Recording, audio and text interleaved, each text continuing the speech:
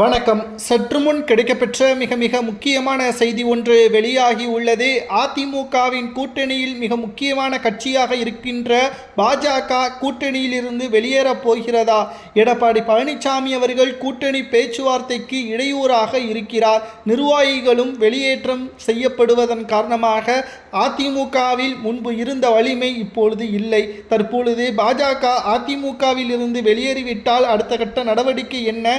எடப்பாடி பழனிசாமி அவர்களால் தான் வெளியேறப் போவதாக கூறினால் நிச்சயம் அதிமுகவின் தொண்டர்கள் எடப்பாடியை மன்னிக்க மாட்டார்கள். நிச்சயம் அதிமுக தோல்வியடைந்தால் அதிமுகவின் பொதுச்செயலாளர் பதவி, எம்எல்ஏ பதவி அனைத்தையும் எடப்பாடி பழனிசாமி அவர்கள் ராஜினாமா செய்து வெளியேற வேண்டும். சரி, பாஜகவின் எண்ணம் தான் என்ன? எதற்காக வெளியேறப் போகிறது? எடப்பாடி பழனிசாமி அவர்கள் முதல்வர் வேட்பாளராக தற்பொழுது இருக்க வேண்டாம், விஜய் அவர்களுடன் கூட்டணியை வைப்போம். விஜய் அவர்களுக்கு ஆதரவுகள் இளைஞர்கள், பெண்கள், முதியோர்கள் அதிகமாக இருக்கக்கூடிய காரணத்தினால் திமுக 20 கட்சிகளுடன் கூட்டணியில் இருக்கிறது. அவர்களை வீழ்த்த வேண்டும் என்றால் சரியான பக்குவமான ஒரு கட்சியை நாம் தக்க வைத்து கொள்ள வேண்டும் என்றால் உடன் கூட்டணியை அங்கீகரிக்க வேண்டும் என்பதை பாஜக எடப்பாடியிடம் தெரிவித்தது. ஆனால் பாஜகவிடம் எடப்பாடி தெரிவித்தது என்ன தெரியுமா?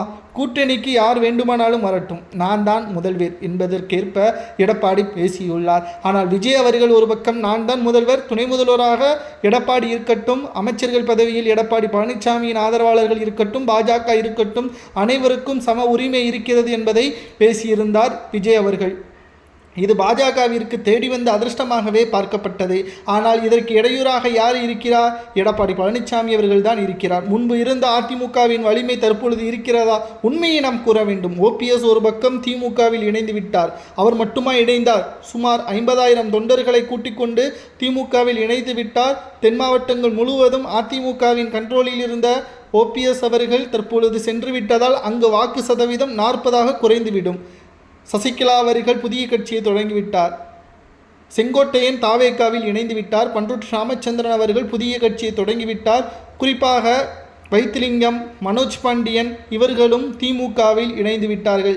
இப்பேற்பட்ட ஒரு சூழலில் எடப்பாடி பழனிசாமி அவர்கள் விஜய் அவர்களை மட்டும்தான் நம்பி அரசியலில் தற்பொழுது கூட்டணியை உறுதி செய்ய வேண்டும். மக்களவை தேர்தலில் நடந்தது போல் சட்டசபை தேர்தலில் நடக்க வேண்டாம் என்றால், விஜய் அவர்களது தலைமையே கூட்டணியை உறுதி செய்யவில்லை என்றால் அதிமுகவின் கூட்டணியிலிருந்து வெளியேறி விஜய் அவர்களுடன் என்டிஏ கூட்டணியை அமைத்துக் கொள்வோம் என்று பாஜக இறுதிக்கட்ட பேச்சுவார்த்தையை நடத்தி வருகிறது. பாஜக கூறுவது சரியா தவறா என்பதை உண்மையான அதிமுகவின் தொண்டர்கள் மறக்காமல் கமெண்ட் வாயிலாக கூறுங்கள். விஜய் அவர்களது தலைமையேற்று அதிமுக செல்லலாமா வேண்டாமா என்பதை கூறுங்கள்.